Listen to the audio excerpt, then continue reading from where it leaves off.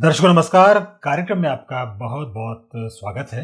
मैं हूं योगी राज योगेश और मित्रों, आज हम चर्चा करेंगे बेहद खास मुद्दे पर, क्योंकि अक्सर हम देखते हैं कि जब भी भारत में चुनाव आते हैं तो अंतर्राष्ट्रीय ताकतें सक्रिय हो जाती हैं सरकार के खिलाफ। भारत को अस्थिर करने के खिलाफ इंटरनेशनल कॉन्स्पिरेसी होने लगती है और अभी भी यही हो रहा है। तमाम तरह के जो इंडिया अगेंस्ट एलिमेंट हैं वो सक्रिय हुए हैं। अब आप देखिए, इनकी सक्रियता भारत में जो विपक्षी दल हैं वो तो सरकार का विरोध करते ही हैं, स्वाभाविक है, लेकिन इनके जब मैनिफेस्टो हम देखते हैं तो उसमें अंतर्राष्ट्रीय षड्यंत्र की बात बिल्कुल खुलकर सामने आ जाती है। अब इनके मैनिफेस्टो में क्या है?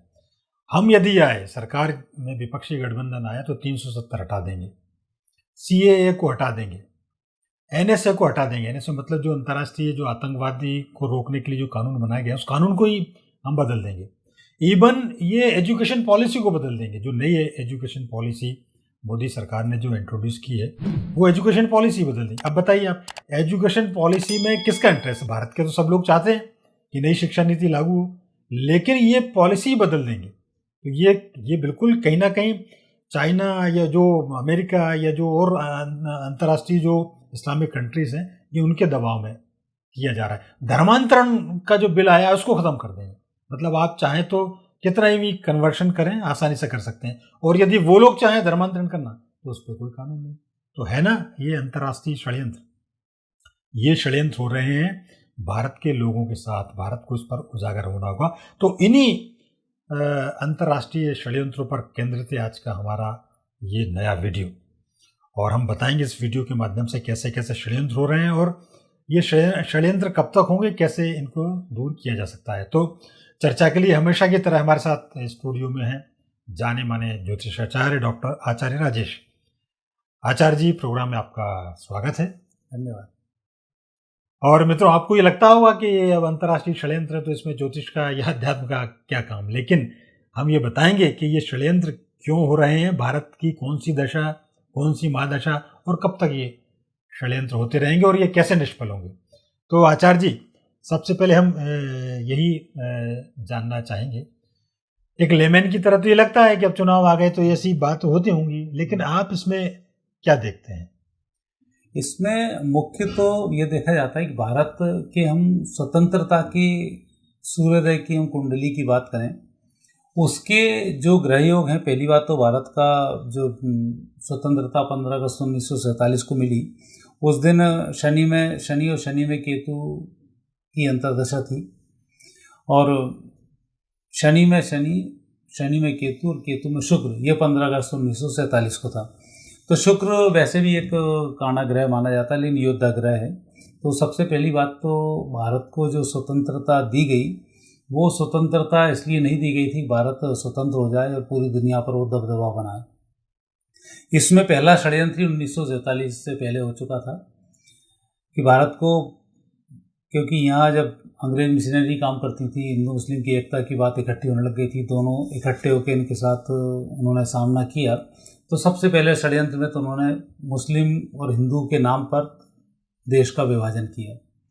जब देश का विभाजन हुआ और फिर मारकाट मचना शुरू हुई, और भारत में भी प्रत्युत्तर में जब जवाब देना शुरू किए, तो तत्काल अंतर्राष्ट्रीय ताकतें शामिल हुई, और जवाहरलाल नेहरू पर उन्होंने प्रेशर बनाया कि मुसलमानों को भारत में रोकना है। लेकिन पाकिस्तान पर हिंदुओं को रोकने का प्रेशर नहीं बनाया, वहाँ पर उसको रोका गया। ग्रह योग ये बताते हैं, जब भी शनि की महादशा हो, शनि में किसी का जन्म हो, तो उस समय से ही लोग उस बच्चे की जान के पीछे पड़ जाते हैं, और उसको जब तक शनि की महादशा है तब तक बचाना थोड़ा सा मुश्किल जाता है। तो ये षड्यंत्र लगातार शनि की महादशा में पूरे बने रहे। 18 साल ये षड्यंत्र होते रहे, और 47 से 18 साल यदि आप जोड़ेंगे तो आपने देखा हो युद्ध सारे हुए, भारत तो बहुत कर्जे में भी आया, भारत के पास गरीबी भी आई, लगातार पाकिस्तान का भी दबाव रहा, खाद्यान्न का भी यहाँ पर टोटा रहा। तो वो शनि की महादशा भारत के लिए बड़ी संघर्ष की महादशा रही, और अब जैसे तैसे भारत अपने आप पर धीमे धीमे तरक्की करता हुआ आज खड़ा होने के बाद अब भारत में वो सनातन जिसकी पूरी दुनिया अभी इंतजार कर रही है, वो जब सक्रिय होना शुरू हुआ, तब फिर दूसरे देशों के दिमाग में खलबली मचनी सी हुई। वो खलबली मचती है कि जो हमारा शत्रु स्थान होता है, शत्रु स्थान का वैसे जो हमारा स्वामी बनता है सूर्योदय के हिसाब से, ये बनता है गुरु। तो जब गुरु सक्रिय होता है तब ऐसी स्थिति में लोग पक्ष और विपक्ष या जो भी नेता, जैसे मदारी क्या होता है, ये पकड़ने वाले लोग, ये जो उछल कूद करने वाला बंदर होता है, ये उसको पहले कंट्रोल कर लेते हैं और फिर इसके बाद बाकी बंदर कंट्रोल हो जाते हैं। तो ऐसा ही चाइना की पॉलिसी में भी है कि भारत में जो नेता बढ़ रहा है उसको ट्रैप कर लो, पैसे दे दो, कोई प्रलोभन देकर उसको ट्रैप कर लो। ट्रैप करने के बाद देश आपके कब्जे में आ जाता है। तो अभी तक ऐसा हुआ कि अटल बिहारी वाजपेयी से ट्रैप नहीं हो पाए, नरेंद्र मोदी तो होने से रहा, बाकी के लोगों को उन्होंने जो जितने जिनके जैसे जैसे काले कारनामे थे सबको न ट्रैप किया, तो जैसा वो करवाना चाहते थे उन्होंने करवाया। कुछ समय देखा आपने कि चाइना भरा हुआ था 2012 से पहले, हर चीज़ उसकी आती थी। हमारे यहाँ के जितने भी व्यापार धंधे थे, जैसे ही मार्च अप्रैल शुरू होता, टारगेट का टाइम आता और हंसिया बाल वाले हड़ताल पर बैठ जाते, आपके उसको पूरा नहीं करने देते। तो ये जो षड्यंत्र है ये भी भारत की कुंडली में है कि भारत के सूर्योदय पर बुध, शनि, चंद्र, सूर्य, शुक्र ये लग्न स्थान पर है। तो भारत को मल्टी डायमेंशनल सोचना पड़ता है। यदि कोई भी एक स्कीम लागू करेंगे तो उसमें सबसे पहले तो ये सोचना पड़ेगा इसमें विपक्ष क्या मुद्दा बनाएंगे, दूसरा इसमें जनता को बहकावे में लाकर ये कौन सा उपद्रव खड़ा करेंगे, तीसरा फाइनेंशियली कोई मैटर तो नहीं लेके आएंगे, और जो हम बात कर रहे हैं इसके अगेंस्ट कौन कौन सी और नेगेटिव चीज़ें लेके आ सकते हैं। तो ये जो ग्रहों का है, जैसे बुध है, भारत एक प्लानिंग करता है अपने देश को बढ़ाने की, बहुत बड़ा एक इंटेलिजेंट है जो चीज़ें लेके आता है। फिर इसमें शनि का साथ मिल जाता है, जैसे ही शनि मिला वैसे ही कोई ना कोई एक विघ्न संतोषी पैदा होता है जो उसमें नेगेटिव ले आता है। फिर इसमें सूर्य का साथ आता है, फिर भारत उन सब चीज़ों को संभाल कर खड़ा होता है। फिर उसमें शुक्र का एक रोड़ा अटक जाता है कि फिर दूसरे लोग उसमें ताकत मारने लग जाते हैं, कहीं पैसा आता है। क्योंकि ये स्थिति जब नोटबंदी की थी तब भी स्थिति बनी थी कि भारत ने नोटबंदी करके पाकिस्तान आतंकवादी इनकी सबकी जो कमर तोड़ी थी, उससे आधा चाइना और आधा से ज़्यादा पाकिस्तान हिल गया। नोटबंदी क्यों हुई? तो उसका विपक्ष ने, कोई बोल रहा हम लाइन में लगे रहे, कोई बोला मर गए, कोई बोला हमारे ये हो गया, वो एक विपक्ष का षड्यंत्र इन्होंने लागू किया। तो ग्रह योग जो हैं ये भारत के भी ऐसे ही बने हैं, और जिन्होंने सूरज नारायण जी व्यास जी जो जैन के ज्योतिषी हैं, उन्होंने भारत की स्वतंत्रता में ये बहुत बड़ा योगदान दिया कि इन ग्रहों के कॉम्बिनेशन को जो बैठे थे उस समय में भारत की स्वतंत्रता कराई। ये उनका एक बहुत बड़ा भारतीय संस्कृति के लिए योगदान है कि उस ग्रह में हम इन सब पर भारी होते हैं। कोई भी षड्यंत्र भारत में कभी भी आता है तो हमारा द्वादश भाव का मंगल उस षड्यंत्र को विफल कर देता है। ये स्थिति यहाँ पर बनती है और इसके कारण परेशानी आती है। और अभी जो 2020 से 27 तक ये फिर मंगल की मार्ग से चल रही है, तो 20 से 27 तक तो आप देख रहे हैं कितने खतरनाक षड्यंत्र यहाँ पर हो रहे हैं। तो अब ये मान लो इतने इंटरनेशनल लेवल पर ये जो षड्यंत्र हो रहे हैं, तो ये क्या सफल होंगे कि ये आप जैसा जिक्र कर रहे हैं, चूँकि ये मंगल भारत के 12वें स्थान में बैठा है तो ये अपने लिए पॉजिटिव हो जाता है और ये षड्यंत्र विफल हो जाते हैं। इस मंगल जिस व्यक्ति के भी 12वें स्थान पर होता है उसके साथ पहले कोई नेगेटिव घटनाएं घटती हैं, फिर कोर्ट के द्वारा, समाज के द्वारा वो वापस उस घटनाओं से बाहर निकलता है और बड़े एक अच्छे प्रभाव से बाहर आ जाता है। कोर्ट केस चलेंगे, जीत जाएगा, जीतने के बाद उसका प्रभाव बढ़ जाएगा, ये मंगल करता है। तो मंगल में पहले व्यक्ति सामना करता है, तो सामना करने के बाद विजयी होकर बाहर आता है। तो ये स्थिति 2020 से 2027 तक है। ये जितने भी षड्यंत्र रच रहे हैं, जैसे क्वाड्स को समाप्त करने की बात करते हैं, कांग्रेस इसमें बात करती है। क्वाड से किसे नुकसान है? चीन को नुकसान है। बाकी दोस्त जब चीन के खिलाफ लामबंद हुए, चीन पे उन्होंने नकेल की, तो अब स्थिति हुआ ही। चीन की आज आर्थिक स्थिति देखें कई गुना कमज़ोर हो चुकी। भारत अर्थव्यवस्था में तीसरे नंबर की छलांग लगाने की तरफ आ रहा है। तो अब ये अर्थव्यवस्था किसी के बस की थोड़ी है, इसको एक्सेप्ट आप करेंगे। तो चाइना सबसे पहले यहाँ डरता है। देश आज़ाद हुआ, अमेरिका ने पाकिस्तान का साथ देना शुरू किया। किस्मत भारत की अच्छी थी कि रूस ने भारत का साथ दिया, उस समय में भारत सुरक्षित हुआ।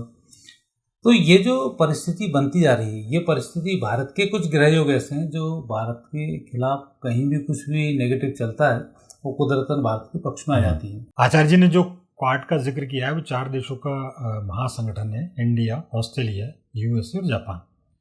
और ये चाइना को रोकने के लिए इंटरनल जो मामले हैं उनको देखने के लिए ये संगठन बना और विश्व स्तर पर इसका काफ़ी मजबूत ढांचा देखने को आया और इसकी एक अलग पावर पूरे वैश्विक स्तर पर बनी। अब ये विपक्षी कह रहे हैं कि हम इस क्वाड को ही ख़त्म कर देंगे।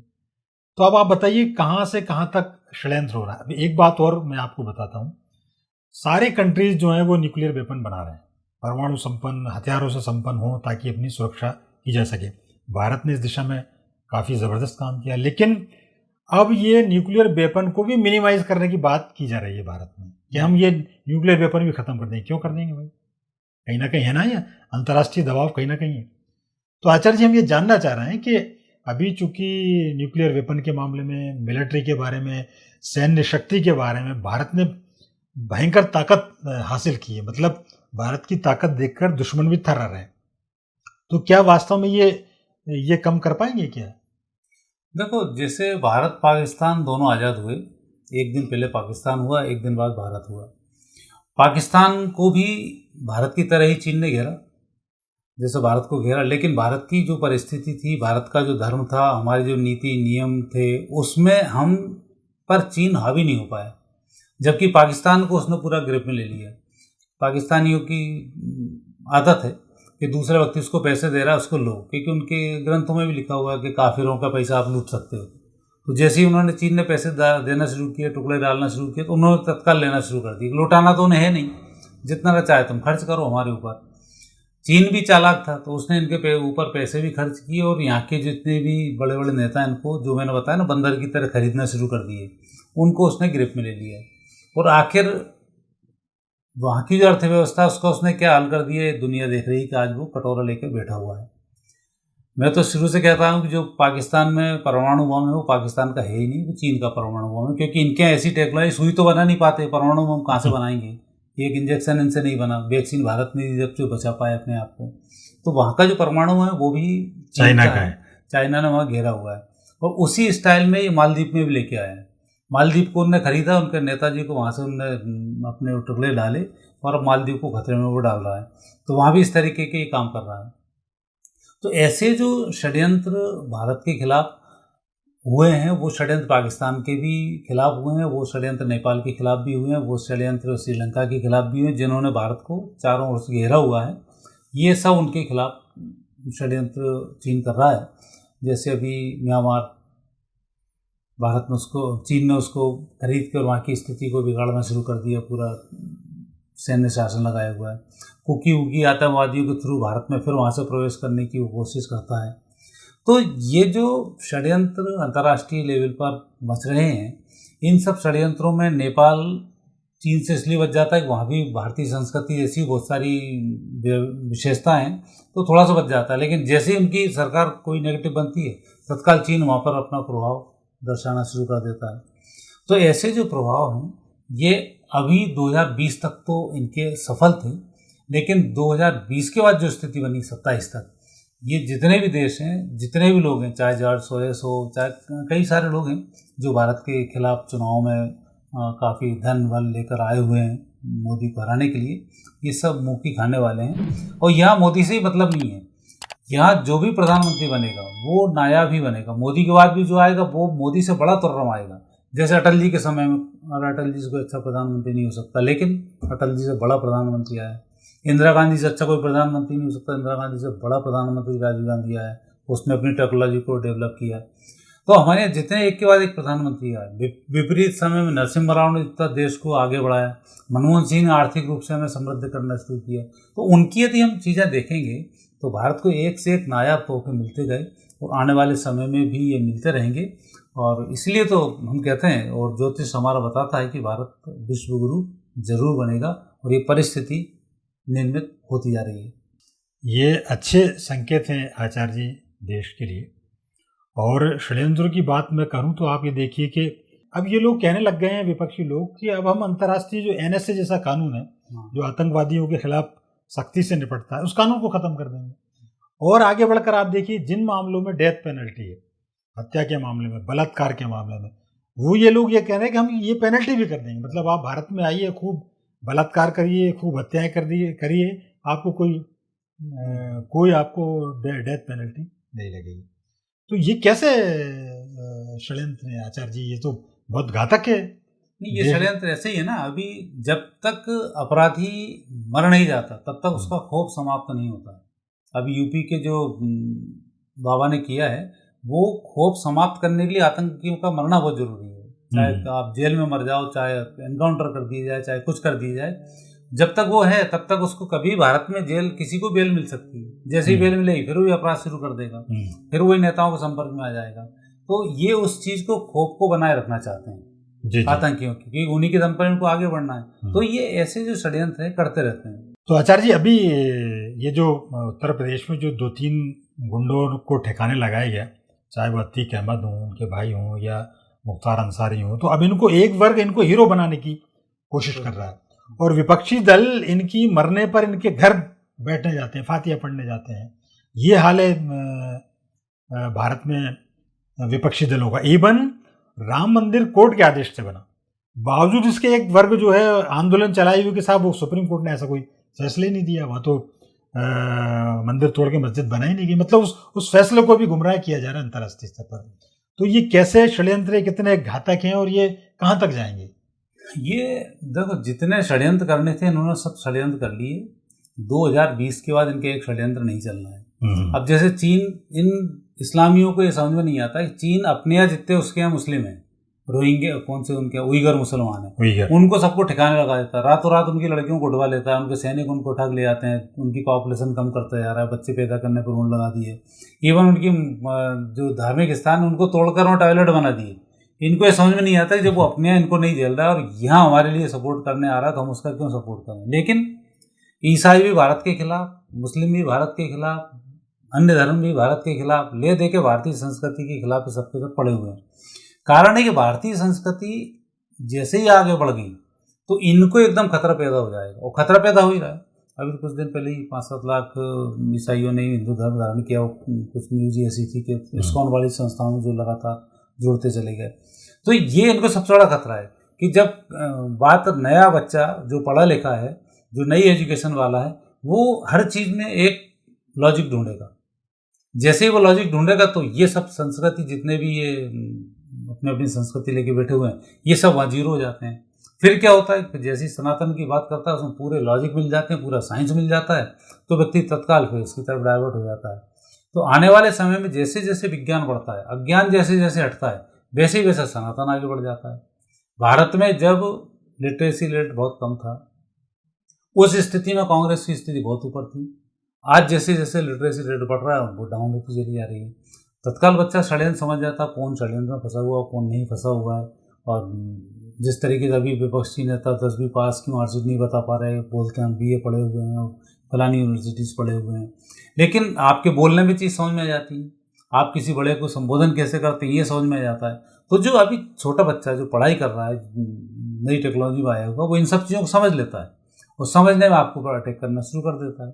अब तो वो सब कार्यकर्ताओं की डायरी हैं, सब आज नेट पर अवेलेबल है। भारत में क्या क्या षड्यंत्र हुए, कैसे अंग्रेजों ने भारत को लूटा, कैसे भारत को देश को बनाया, भारत के देश के प्रधानमंत्रियों ने, भारत के लोगों ने, भारत को और नेताओं ने, या कई नेगेटिव लोग हैं, उन्होंने भारत को कैसे नुकसान पहुंचाया, आतंक कैसे फैला, आतंक का कौन कौन लोगों ने साथ दिया, किस आतंकवादी के साथ कितने नेता जुड़े हुए थे। आज यही कारण है कि सब धराशायी होते चले जा रहे हैं। कोई M/Y फार्मूला लगाकर मुस्लिम को उसमें ले आता है, लेकिन मुस्लिमों का वो कुछ नहीं करेगा, उन आतंकियों के साथ जुड़ जाएगा वो। तो ये बड़ी जो षड्यंत्र हैं ये होते चले आ रहे हैं। ये सब अब 2020 के बाद विफल होने का इनका समय शुरू हो चुका है, और 27 तक पूरी पाक साफ स्थिति यहाँ पर होने वाली है।